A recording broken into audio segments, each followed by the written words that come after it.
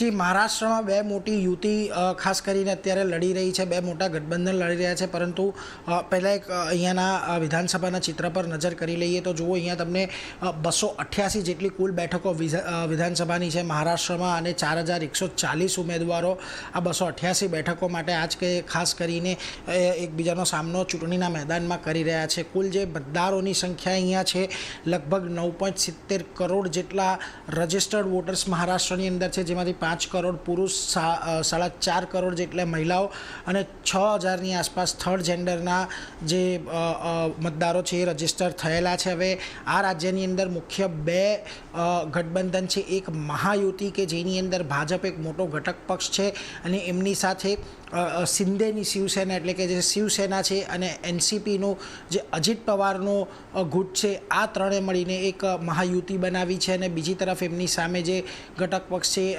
ગઠબંધન છે, એની અંદર કોંગ્રેસ એક મોટો પક્ષ તરીકે છે અને આ સાથે જ શિવસેના યુબીટી એટલે કે શિવસેના ઉદ્ધવ બાળાસાહેબ ઠાકરે અને એનસીપી એસપી એટલે કે એનસીપી શરદ પવારનું જે ગુટ છે તે આ ત્રણ જણા સાથે મળીને અહીંયા બેઠક લડી રહ્યા છે. ઘણી બધી જગ્યા પર અહીંયા સામસામે પક્ષોની ફાઇટ છે એટલે એના પર એક ખાસ ફોકસ રાખવાનું છે. પરંતુ અહીંયા આપણું ફોકસ મૂળ મુંબઈ પર પણ છે, કારણ કે મુંબઈમાં લગભગ 36 જેટલી વિધાનસભાની બેઠકો આવે છે આ 288માંથી અને 410 ઉમેદવારો અહીંયા લડી રહ્યા છે અને લગભગ 10,000 જેટલા મતદાર કેન્દ્રો પર અહીંયા આજે મતદાન થઈ રહ્યું છે.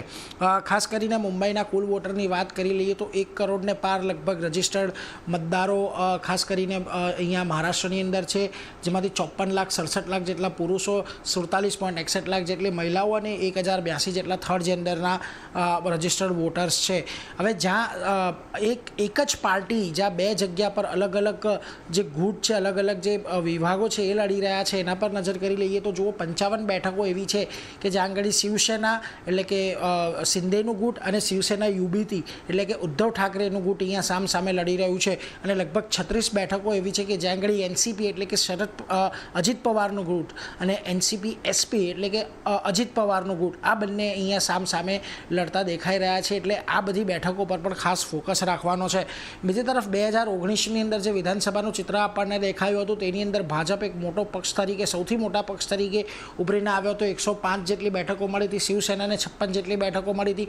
અને ખાસ કરીને અહીંયાથી જે આ બંને વચ્ચેનું ગઠબંધન હતું તે આ ચૂંટણીના પરિણામો બાદ જ આપણને બ્રેક થતું જોવા મળ્યું હતું. ત્યારબાદ એનસીપી, કોંગ્રેસ અને શિવસેનાએ મળીને જે સરકાર બનાવી હતી, પરંતુ ત્યારબાદ શિવસેના અને એનસીપી બંનેમાં બે ભાગલા પડી ગયા છે, જેને લઈને અત્યારે થોડીક આ જે ચૂંટણી છે વધારે ઇન્ટરેસ્ટિંગ બની ગઈ છે. જોકે અહીંયા એનસીપીની 54, કોંગ્રેસની 44 સીટો હતી ને અન્ય લગભગ તમને 29 જેવી સીટો હતી. પરંતુ અહીંયા જે સૌથી મોટો ઘટક પક્ષ 2019ની અંદરની વિધાનસભાની ચૂંટણીમાં પણ ભાજપ જ હતો. આ ઉપરાંત હવે તમે ઝારખંડ પર આવો. ઝારખંડની અંદર આજે તમને બીજા તબક્કાનું મતદાન થઈ રહ્યું છે. અહીંયા આજે 38 બેઠકો પર કુલ મતદાન છે અને એમાંથી 528 જેટલા ઉમેદવારો છે, 14,000 જેટલા મતદાર કેન્દ્રો અહીંયા ઊભા કરવામાં આવ્યા છે. હવે કુલ વોટર જે ઝારખંડની અંદર રજિસ્ટર્ડ છે 1.23 કરોડ જેટલા રજિસ્ટર્ડ વોટર છે અને એમાંથી પુરુષ લગભગ 62.79 લાખ, 60 લાખ જેટલી મહિલાઓ અને 147 થર્ડ જેન્ડર જેટલા વોટર્સ અહીંયાથી આપણને સામે આવતા દેખાઈ રહ્યા છે. 2019ની વાત કરી લઈએ તો અહીંયા પણ જે સૌથી મોટો પક્ષ હતો એ જીએમએમ એટલે કે ઝારખંડ મુક્તિ મોરચાનો પક્ષ હતો, જેમને એક 30 બેઠકો મળી હતી. આ ઉપરાંત તમને કોંગ્રેસને 16, બીજેપીને 25 અને બાકી અન્યને લગભગ 10 જેટલી બેઠકો મળી હતી. એટલે હવે અહીંયા પણ આ ગઠબંધન જે પ્રકારે આપણને બનતા જોવા મળી રહ્યા છે, કોંગ્રેસ અને જેએમએમ અને સામે બીજેપીએ પણ એનડીએના ગઠબંધનના ઘટક પક્ષો સાથે અહીંયા લડી રહ્યા છે. એટલે એના પર એક ફોકસ ખાસ કરીને રહેશે. તો આ બંને રાજ્યોના સમીકરણો કંઈક અત્યારે આ પ્રમાણે બનતા દેખાઈ રહ્યા છે. જી નીરજ, આ રાજ્યોના સમીકરણ આપે જણાવ્યા અને હવે એ પણ જણાવો કે હમણાં સુધીના વોટિંગના આંકડા શું કહી રહ્યા છે? જી જુઓ, અત્યારે ખાસ કરીને આપણને 1 વાગ્યા સુધીના જે વોટિંગના આંકડા સામે આવતા દેખાયા છે. એમાં સૌથી પહેલાં મહારાષ્ટ્રની વાત કરી લઈએ. અત્યાર સુધીમાં મહારાષ્ટ્રમાં લગભગ આપણને 32% જેટલું મતદાન, 32.18% જેટલું મતદાન 1 વાગ્યા સુધીમાં આપણને થતું દેખાયું છે. હવે આમાં પણ તમે જો કોઈ જગ્યાએ સૌથી ઓછું મતદાન થયું હોય તો તે મુંબઈ શહેર છે. અત્યાર સુધીમાં 1 વાગ્યા સુધીમાં લગભગ 28% જેટલું મતદાન મુંબઈ શહેરની અંદર થયું છે. જોકે મુંબઈના જે પરા વિસ્તારો છે એટલે કે મુંબઈ સબર્બન છે ત્યાં આગળ આપણને લગભગ 30 30% જેટલું મતદાન અત્યારે ખાસ કરીને થતું જોવા મળ્યું છે.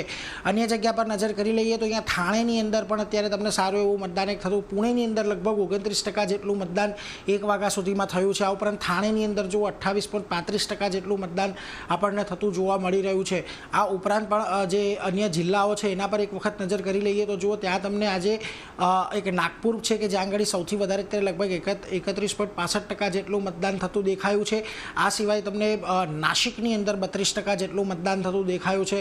અને જે અન્ય જગ્યાઓ છે જેમાં ખાસ કરીને અમરાવતીની અંદર 31% અને રત્નાગીરીની અંદર 38-39% જેટલું મતદાન અહીંયાથી થતું દેખાયું છે. આ ઉપરાંત ઝારખંડ પર નજર કરી લો. ઝારખંડમાં અત્યારે જે બીજા તબક્કાનું મતદાન ચાલી રહ્યું છે લગભગ ત્યાં આગળ ઓલમોસ્ટ 48% જેટલું મતદાન અત્યારે આપણને 1 વાગ્યા સુધીમાં થતું દેખાયું છે.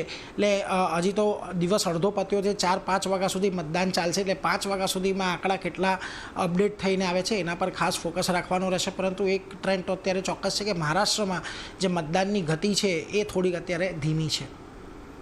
જી નીરજ.